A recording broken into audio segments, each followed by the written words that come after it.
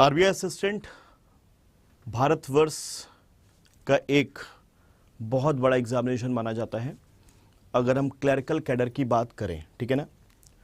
सो दोस्तों, आप अगर इस एग्जाम की तैयारी को लेकर के अगर आप सीरियस हैं कि नहीं सर मुझे तो ये एग्जाम हर हाल में क्वालिफाई करना है, तो मैं पहले बता दूं ये आम एग्जाम नहीं है।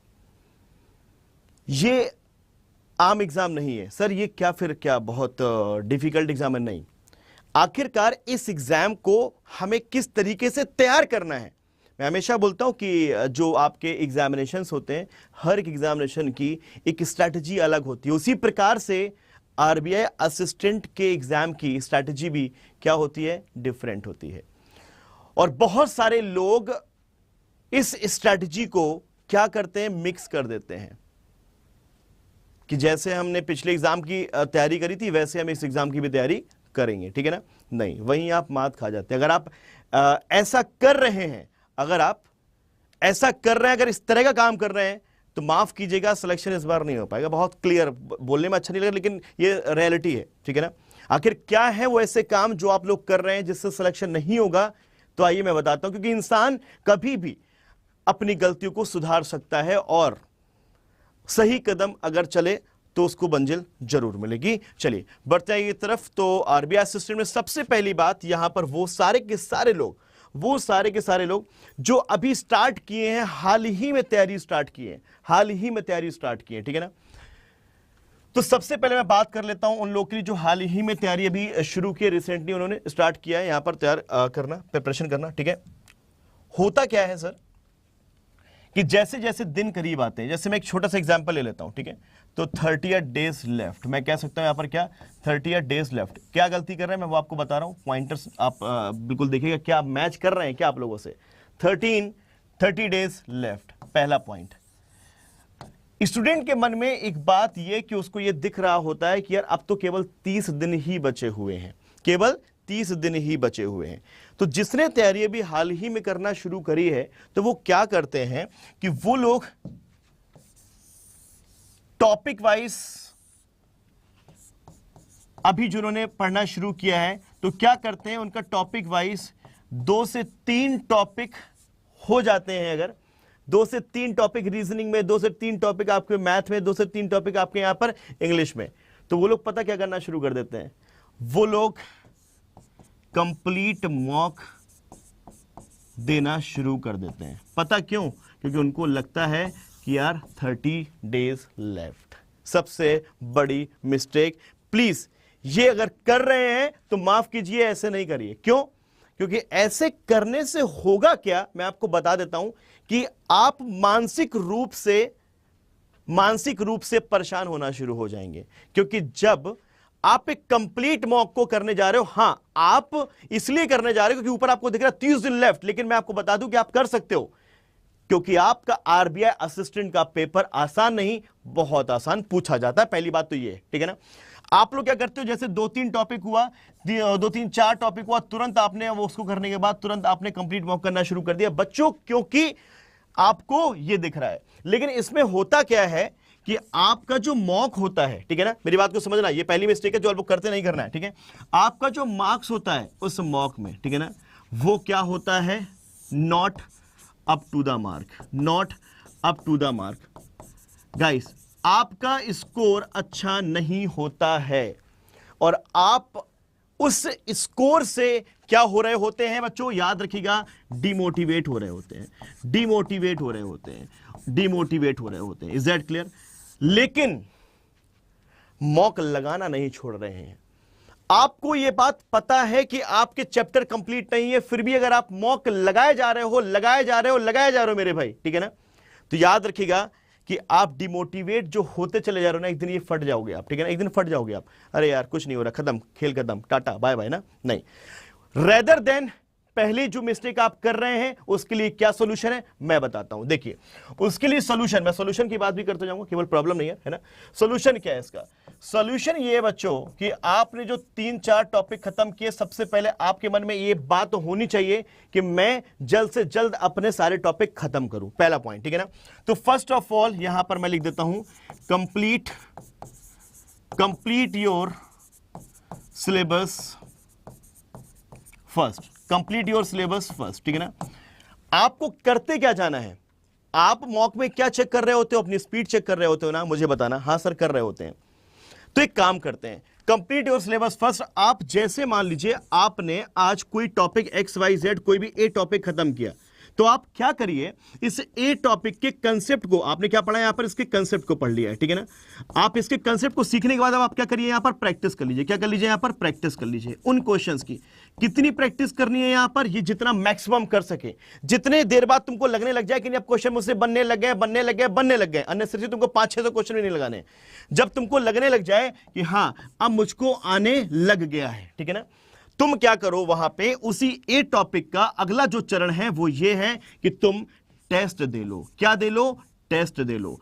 टेस्ट देने में क्या होगा? टेस्ट देने में अब तुमको यहां पर जो मॉक में जिस सेक्शन को तुम अटेम्प्ट कर रहे थे, अरे उसी सेक्शन का तुमने यहां पर बना लिया कि मुझे इनइक्वालिटी के जो मेरे 5 क्वेश्चंस मिलेंगे वो मैं 1 मिनट 20 सेकंड में खत्म करूंगा किसी भी हाल में, या फिर 1 मिनट में खत्म करूंगा किसी भी हाल में। अब आपने यहां पर टेस्ट दिया, तो आपने टेस्ट को जब दिया तो आपको सबसे पहले एक्यूरेसी पता चली अपनी, आपको पता चला कितना जल्दी आप कर पा रहे हैं। तो आपने ये जो सेट लिए, इस मान लीजिए टॉपिक ए के, इस टॉपिक का नाम मान लीजिए हम ले लेते हैं इनइक्वालिटी, इस टॉपिक का नाम मान लीजिए हम ले लेते हैं इनइक्वालिटी। तो आपने क्या किए, आपने 3 या फिर 4 या फिर 5 क्विज के सेट उठाए। क्या किए?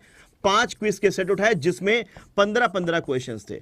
आपने देखा कि उन 15 क्वेश्चंस को करने के लिए, चूंकि मैं 1 मिनट 20 सेकंड में से सपोज टारगेट सेट करता हूं कि 5 क्वेश्चन अगर कर रहा हूं, तो मेरे यहां पर जो 15 क्वेश्चंस यहां पर होने चाहिए वो तकरीबन 4 मिनट में हो जाने चाहिए, उससे कम में हो जाने चाहिए। मैं तो ज्यादा टाइम आपको बता रहा हूं, ठीक है ना। सबसे पहले ये वाला काम। तो इससे क्या होगा, जब आप 5 क्विज दे लोगे एक सेम पर्टिकुलर टॉपिक की, तो आपकी उस टॉपिक में स्पीड क्या हो गई? जबरदस्त हो चुकी है। तो जैसे ही आप अपने सिलेबस को खत्म करोगे, ठीक है ना, कोशिश करिए कि लगभग आपका यहां पर क्या सिलेबस एटलीस्ट 1 वीक पहले तो खत्म हो ही जाए, ठीक है ना, कम से गिरी हालत में, ठीक है। उसके बाद आपके पास पता क्या होगा, मैथ में भी ऐसे कर रहे होंगे, रीजनिंग में भी ऐसा कर रहे होंगे, इंग्लिश में भी ऐसा कर रहे होंगे। तो जब आप पहुंचेंगे सिलेबस की समाप्ति की ओर, तब आप, ऐसा नहीं है कि आप बिना प्रैक्टिस बिना टेस्ट के पहुंच गए, अब आप रेडी टू मूव है मॉक देने के लिए।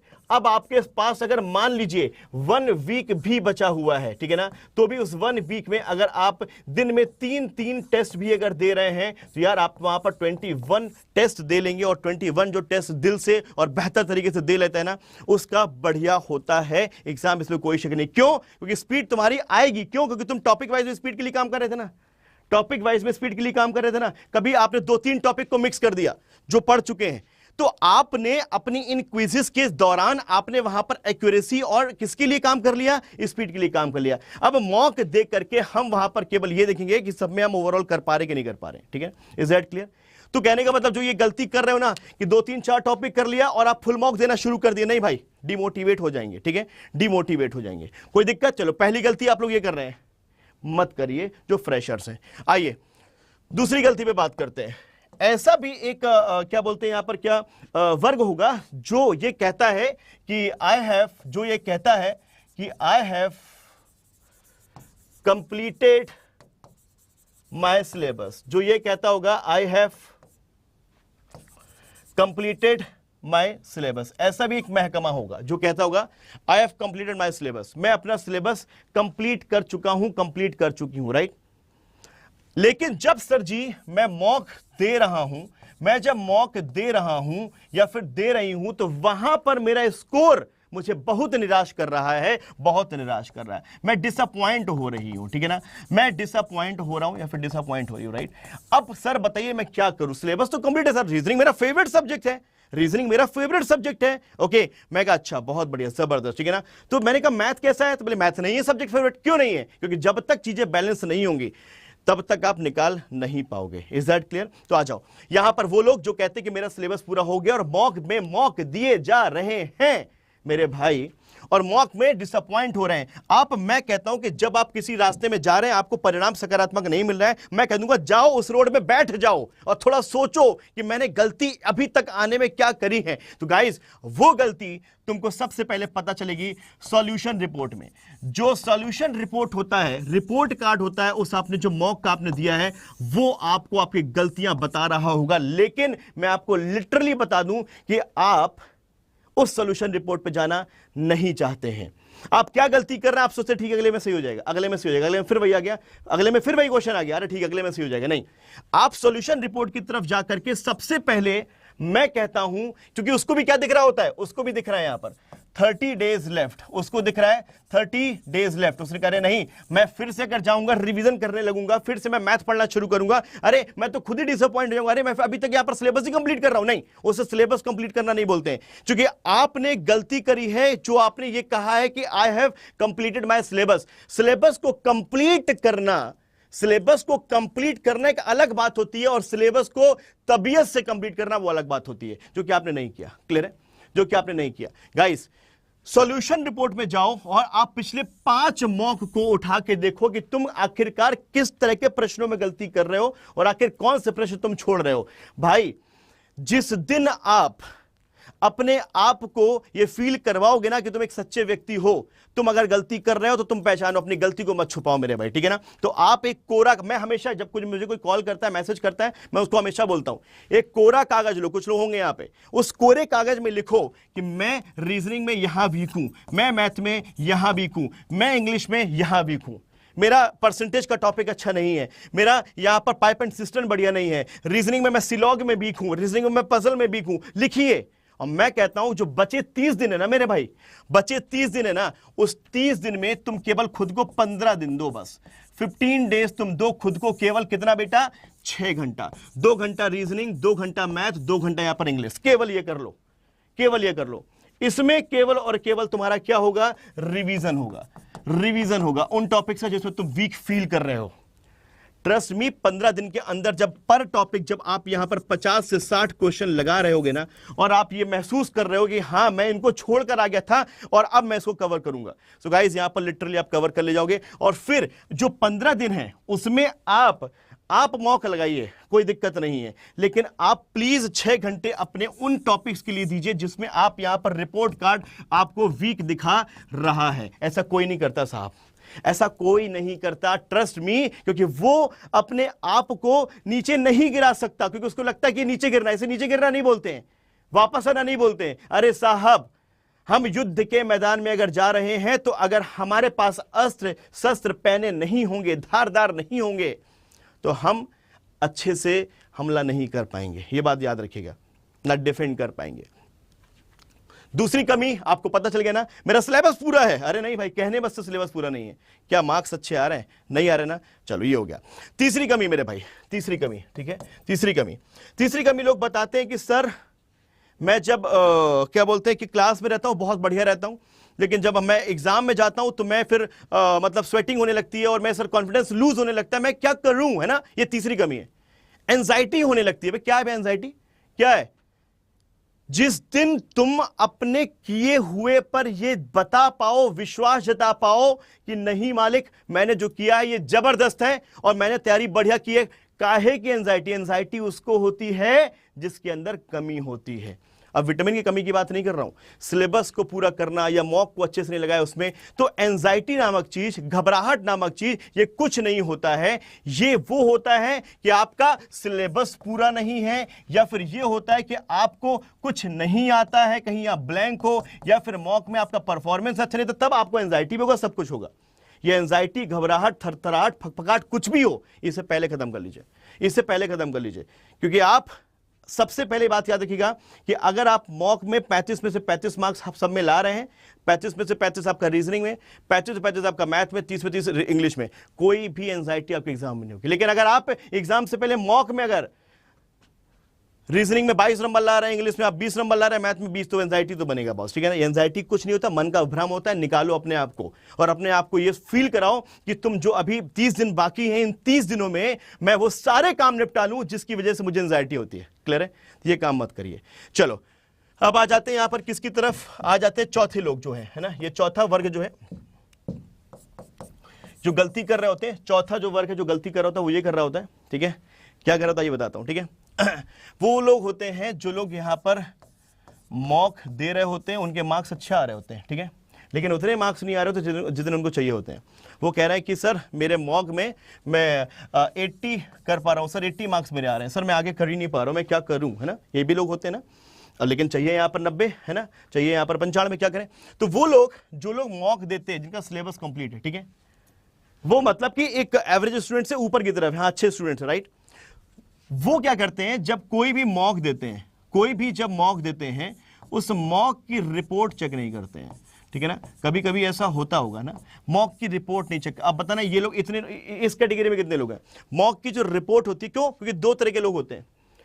एक मतलब कि ऐसे लोग होते हैं जो रिपोर्ट को चेक कर रहे होते हैं, सोल्यूशन रिपोर्ट को चेक कर रहे होते हैं, कहां मैंने गलती करी है, लाओ मैं देख लूं एक बार, क्या मैं इससे और कम समय में कर सकता, लाओ देख लूं एक बार। दूसरे लोग यहां पर होते हैं क्या, अगर मॉक में परिणाम, ठीक है ना, अगर आपका क्या हुआ, निगेटिव आ गया, मतलब अच्छा नहीं हुआ, तो आप गुस्से के चलते मेरे भाई यहां पर इसको नहीं देखना पसंद करते हो। गुस्से के चलते यहां पर इसको देखना पसंद नहीं करते हो, कह रहे हटो यार, मैं नहीं देख रहा, मैं नहीं देख रहा भाई साहब, इतना गंदा यहां पर गया, मैं नहीं देख रहा यहां पर, ठीक है, हो गया, कोई रिपोर्ट नहीं, कोई एनालिसिस नहीं, कुछ नहीं। और दूसरे प्रकार के लोग यहां पर ये कि जिनका मतलब यहां पर क्या, अगर अच्छा हो गया, वही लोग हैं ये लोग, वही लोग हैं जिनका अच्छा हो गया, तो वो लोग यहां पर क्या, हंसी के मारे, अरे मेरे को सब आता है, आज तो मैं पूरा यहां पर क्या उड़ा दूंगा, ठीक है ना, वो तब भी नहीं देखते हैं। सर मॉक में आपका परफॉर्मेंस अच्छा है तो भी आपको चेक करना है। मॉक का अगर मान लीजिए परफॉर्मेंस आपका यहां पर अच्छा नहीं है तो भी आपको मॉक चेक करना है। Is that clear? Is that clear? समझ में आ रही है? तो दोनों ही केसेस में आपको एनालिसिस करना पड़ेगा। एनालिसिस तो आपको हर पहलू पे करना पड़ेगा, चाहे वो जीवन हो चाहे ये मॉक हो मेरे भाई, ठीक है। तो आप लोग प्लीज जो नहीं करते हैं ऐसा, एनालिसिस करना शुरू कर दीजिए, क्योंकि एनालिसिस करने से होता क्या है कि आप अगर अच्छा कर रहे हैं तो आप और अच्छा करने की प्रेरणा रखिए और अच्छा करने की कोशिश करिए, और अगर आप अच्छा नहीं कर रहे हैं तो उससे आप अच्छा करने की कोशिश करिए, ठीक है ना। किसी क्वेश्चन को आप बना पा रहे हैं, किसी क्वेश्चन को आप अगर बना पा रहे हैं, तीन तरह की चीजें होती हैं सब, तीन तरह की चीजें होती हैं। एक होता है कि आपने सही किया, दूसरा होता है गलत, और तीसरा क्या होता है, स्किप करना। सबसे पहली बात, जो आप गलत कर रहे हैं सबसे तेज आपको फोकस उसमें करना पड़ेगा, रिवीजन करना पड़ेगा, कहां गलती कर रहे हैं वो आपको सीखना पड़ेगा, ठीक है ना। दूसरा जो आप स्किप कर रहे हैं, क्या आप उसको अगर अटेम्प्ट कर लेते, अगर आप उसको अटेम्प्ट कर लेते तो आपका तो स्कोर और अच्छा हो सकता था। तो जो स्किप किया है, दो तरीके के स्किप करने का तरीका होता है, दो तरीके का स्किप करने का होता है तरीका। पहला क्या कि एक पॉजिटिव वे होता है और एक होता है नेगेटिव वे।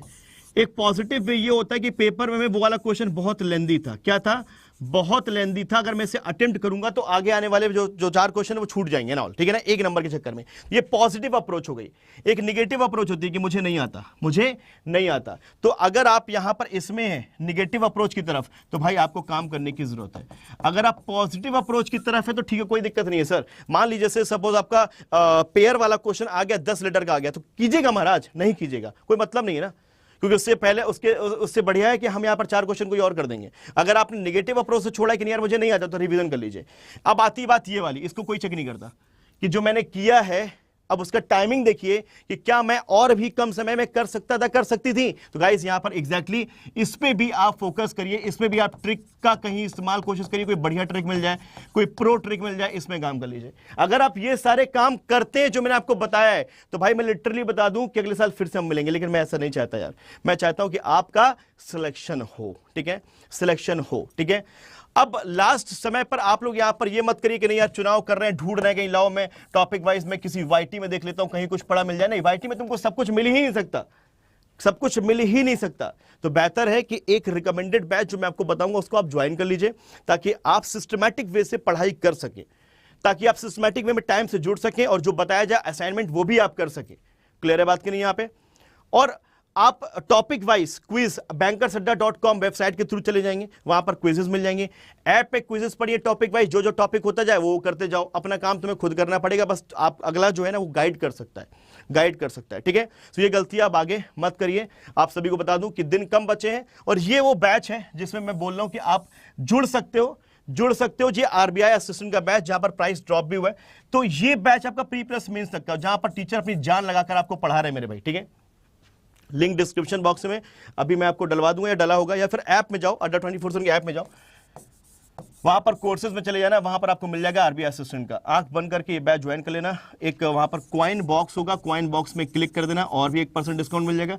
और व्यू ऑफर्स नीचे लिखा होगा, उसमें आप ये कोड लगा देना Y26 पर, आपको डिस्काउंट मिल जाएगा। इस बैच में आपको यहां पर सारे टीचर्स क्या करा रहे हैं, क्लास तो करा ही रहे हैं, साथ में आपको डाउट भी बता रहे हैं, टेस्ट भी आपका ले रहे हैं और गूगल मीट के थ्रू आपसे बात भी कर रहे हैं, आपको पीडीएफ भी दे रहे हैं साहब, और क्या चाहिए, ठीक है। सो करिए, जो गलती कर रहे हैं प्लीज ये गलती मत करिए। रिसोर्सेज की बात की जाए, ये टेस्ट सीरीज है जहां पर टॉपिक वाइज और आपको यहां पर फुल लेंथ मॉक मिल रहा होता है, और इसको इनरोल, ये बुक है जहां पर आप प्रैक्टिस कर सकते हैं। आप बुक मंगाना चाहे आज ही ऑर्डर कर लिए, 3-4 दिन में आ जाएगी, प्रैक्टिस करना शुरू कर दी। लेवल वाइज क्वेश्चन है यहाँ पर, ठीक है। कोड है Y261 मेरे भाई, S Y261, इसमें लास्ट में S लगा लेना, ठीक है।